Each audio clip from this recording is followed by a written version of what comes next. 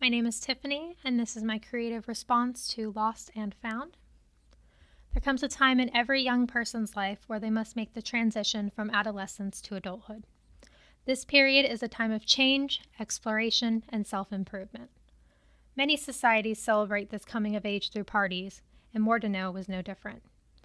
The group of nervous, soon-to-be women were surrounded by an array of colorful balloons, picturesque dolls, and a table full of gleaming silver.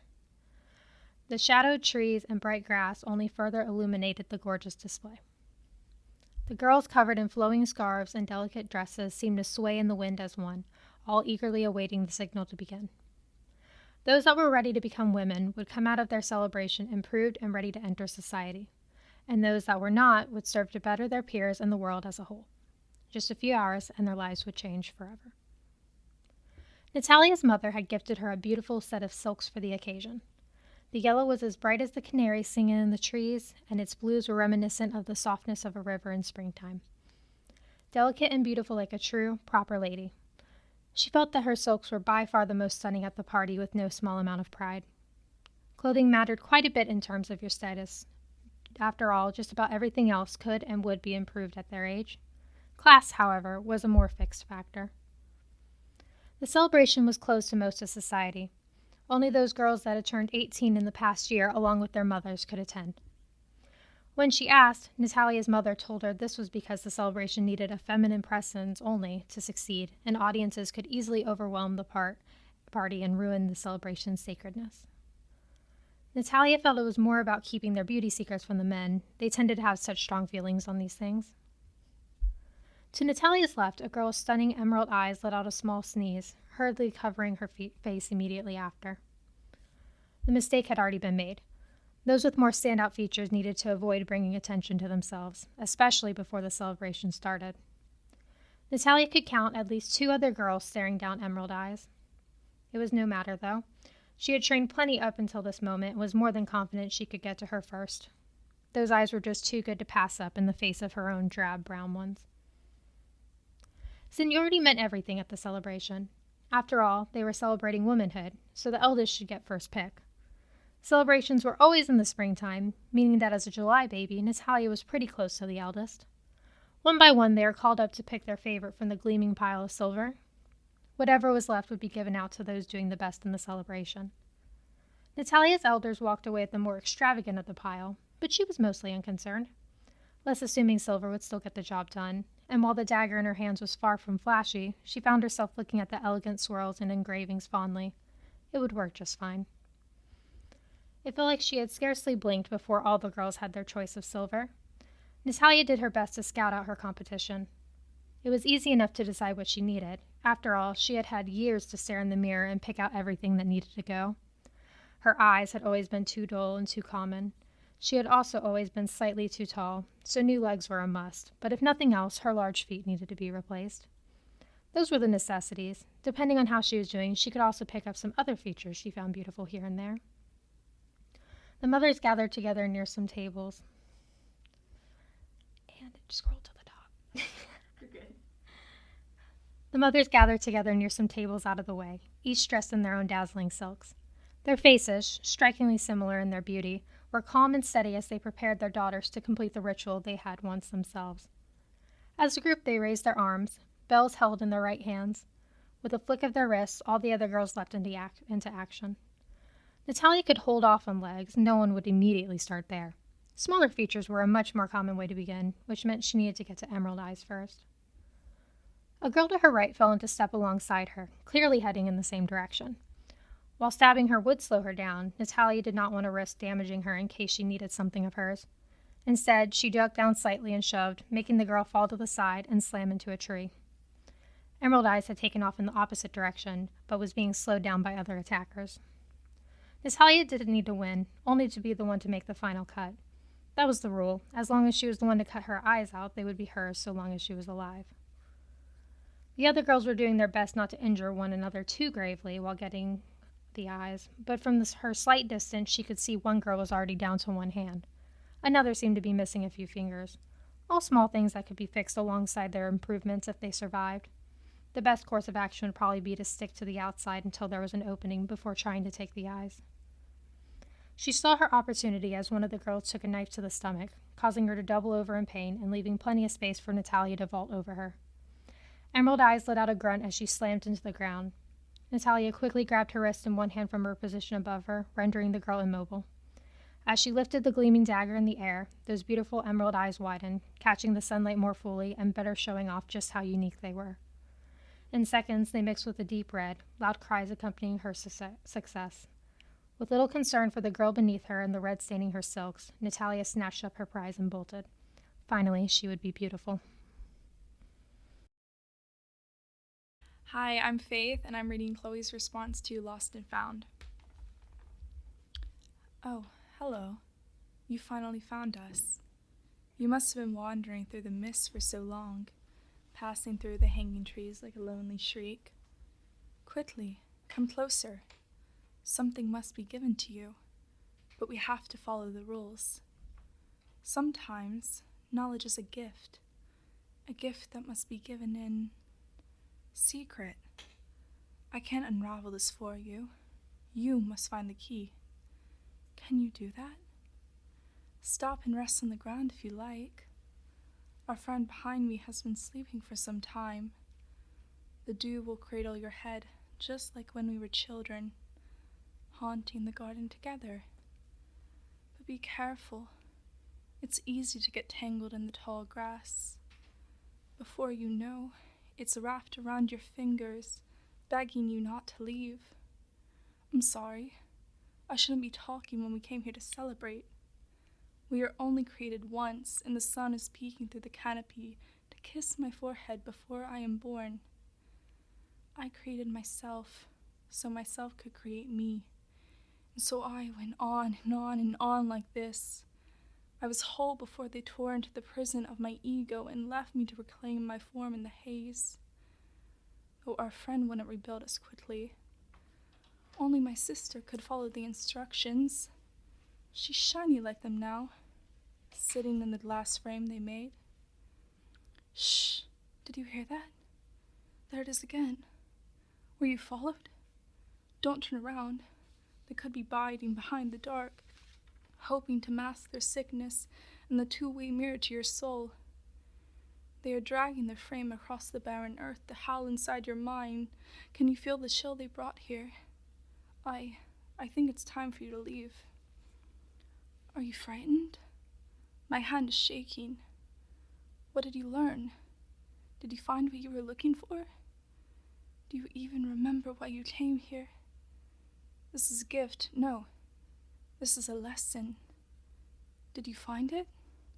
Do you understand? Don't worry, you were always going to leave me. You aren't out of the woods, but it's time to keep tumbling. Down, down, down. They left these holes just for you. They may seem dark, but might bring you back beneath the below, above where the sand trickles down the golden. They came to dig you 3, but I can't find the last one. I can hear the silver water. It came in a cascade, and I felt myself grow colder as the rabbits filled the last hole, waiting for you. I can't see it. You have to find the 3rd hole. Don't stop until you find your home, your garden for you to blossom. Down, down, down, down. Hey, my name is Jenna Lee Escalante, and this is my response to Lost and Found. The beautiful meadow bears witness to a delicate crime. The night shrieks at the elegant dismemberment, the sky casting its darkness lower and lower into the forest to set the scene for the celebration. The sky mourns the loss of its sophistication and casts the solemn dark blue of its emptiness through the bent trees that stare upon it. 2 darkly shaded trees peek through the sorrow and wrap themselves up in the comforting forlorn of their home. The 2 trees make their individuality prominent, drawing attention to their crookedness. They are outcasts in the night, making themselves inviting to other outcasts led astray in the beautiful meadow. Guts spilled out over the canvas, a body lay gently placed in fragile blades of unbalanced grass. The vivid green grass is clouded with highlights. The illumination of the leaves is not meant to be deceitful. A child, lost in the heart of the meadow, forbidden in the secret garden of the forest, lay, eviscerated, a severe consequence. A dead child's tender body lay exposed, intestines like noodles spilling out in a place where grains are forbidden, yet welcome. 2 arms, like foreign limbs, lay sprawled out from the body, pale in color and young in age. Bloody and muddled, the body lay, mixing its softness with the textures of the meadow. The mush creating a rather lovely potion. Magic has found a home here. A headless child revels in the comfort of thoughtlessness. Near where the head of the child should lay, an unknown figure peeks out. The slimy innards are playing a game of peekaboo with the shadow of the face that lurks nearby. A ghost in the forest has come to play. I found you, a whisper escapes from its empty mouth. The hues of pale pink and crimson red in the child's skin and blood mingle together like 2 old pals at a destined reunion. They seem happy to join DNA and melt into the grass together to decompose. Okay, I'll start over. Should I re-record that line where my phone went off as well? If you know where it happened, yes. Okay, I'll start the paragraph again because it happened during the paragraph, and I'll make sure my phone's off. Sorry, I thought it was, but okay. The hues of pale pink and crimson red in the child's skin and blood mingle together like 2 old pals at a destined reunion. They seem happy to join DNA and melt into the grass together to decompose. They decompose in companionship. The meadow welcomes their friendship. Colorful balloons caress the stillness of the body, creating motion, signaling a breeze in the forest. The balloons run rampant in the meadow. They engulf the shrine in color.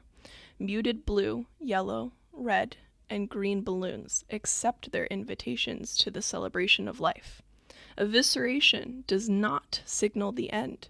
It does not signal a separation of the body.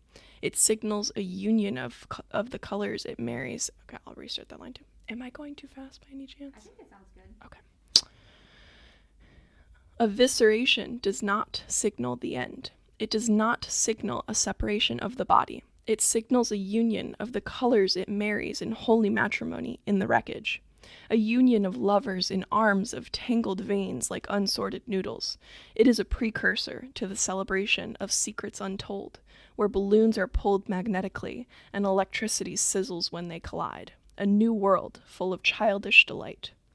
Next to the body, toward the middle of the meadow, a rabbit hole operates like a vortex. It is a place where animals come to conquer and evade.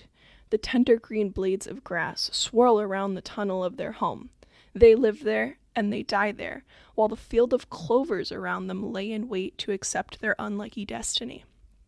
The clovers are illuminated by vivid hues of saturated green and darker shades of emerald. They alternate in harmony and coexist habitually. They lay in wait to be picked, plucked, thrown, and discarded. They lay in wait to be torn from their home in the soil, ripped apart from the root for their luck, eviscerated for their charm. They know this is their destiny, but they do not enjoy it. A baby doll in a pale pink dress with white ruffles wears ballet shoes. She lay incomplete and off-centered on the canvas, her face erased by the edge of the canvas, concealing her deep sorrow. The baby doll can sense its own emptiness, its own lack of wholeness. The baby doll knows what parts of them are perceived missing. The canvas need not fill in the gaps of their body. The child's imagination has been stolen and buried. Consequently, the doll's hope for completion is buried there too. So the doll's gentle tan hand grasps the cloves, searching for some comfort in the everlasting emptiness. The mother of the child, who sit with grace and longing, is draped in baby blue cloth and yellow cloth. Remnants of the ocean and the sun tenderly kiss her body. Her soft pink hands reach out for something she has accepted she can no longer have. She is at peace with this. Her hands are poised, illuminated with gentle strokes of white, to show the innocence evident in her sacrifice. They grace the air with their beauty. She's flushed pink all over her body. Her bright peach lips are pursed in wait for the sky's acceptance. Her head is hollow, water running through her like a babbling brook. No blood courses through her stubborn, tangled veins. She is purity. She is the gentle baptism of her child. She dunks her child in her hollow head so that they can go to heaven. Here, in the meadow, she has lost the fruit of her womb, but she has gained an understanding of the life that runs through her, of her ability to cleanse, create, empower, and destroy. She is life, a crystal clear pool of hope and desire. She births a new growth, a new foot sprawling out where her limb had been cut clean at the ankle. The death of her child cut her down, cut her roots away from the earth, a clean cut, as though the knife slid through her bone like butter. She, too, was easy to dismember. Her feet mutate now, under the artist's gentle stroke, leaving their mark forever engraved on the canvas. She has given all her blood, all her essence, to her child. Her old foot lay beautifully dissected in the close of the meadow, signaling the beginning of her regeneration. The toes of her discarded foot point upward, towards the sky, guiding the balloons to heaven, but the balloons remain reluctant by her feet, unsure of their journey to the sun. Pale pink, yellow, and dark blue balloons lay triangular in the forefront, brushing themselves gently against defeated blades of grass. I'll redo that line. Pale pink, yellow, and dark blue balloons lay triangular in the forefront, brushing themselves gently against defeated blades of grass. I'm going to redo that again. Sorry. Is the noise out there? Was the noise okay for the last paragraph? Or? I think so. Okay. This is the last paragraph as well, so.